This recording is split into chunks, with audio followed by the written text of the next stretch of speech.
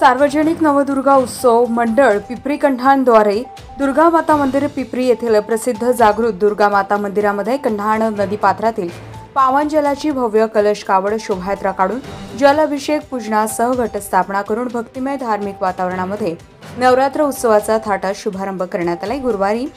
3 October 2024 ला सकाळी 11 वाजता सार्वजनिक नवदुर्गा उत्सव मंडळ पिपरी कण्हांद्वारे दुर्गा माता मंदिर चौक पिपरी कण्हान येथून नवकन्या महिला भाविकांनी कण्हान नदीपात्रात पूजा अर्चना करून 95 नवकन्या आणि 26 काकडधारी पुरुष अशा 121 कलशासह नवदुर्गेचे नवरथ भजन मंडळी ढोल ताशे व डीजेच्या मधुर सुरात जय माता दी नवदुर्गा माता की जयच्या जयघोषामध्ये भव्य कलश कावड शोभायात्रा बीकेसीपी शाळापासून काढून मुख्य राष्ट्रीय महामार्गाने गांधी चौक डॉक्टर बाबासाहेब आंबेडकर चौक होऊन पिपरी मार्गाने भ्रमण करून पिपरी नवदुर्गा माता मंदिरात पोहोचून दुर्गे मातेचे पंचामृताने व कलशातील जलाने अभिषेक करून घटस्थापना विधिवत पूजा अर्चना आरती करून भक्तिमय धार्मिक वातावरणामध्ये नवरात्र उत्सवाचा थाटात शुभारंभ करण्यात आला। यावेळी भाविकांनी ठिकठिकाणी फुलांचा वर्षाव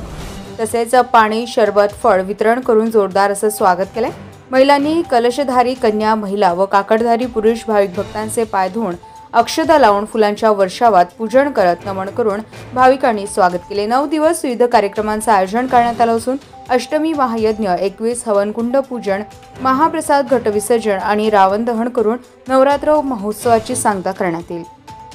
गजा महाराष्ट्र 24 न्यूज के ऋषभ बावनकर कण्हान।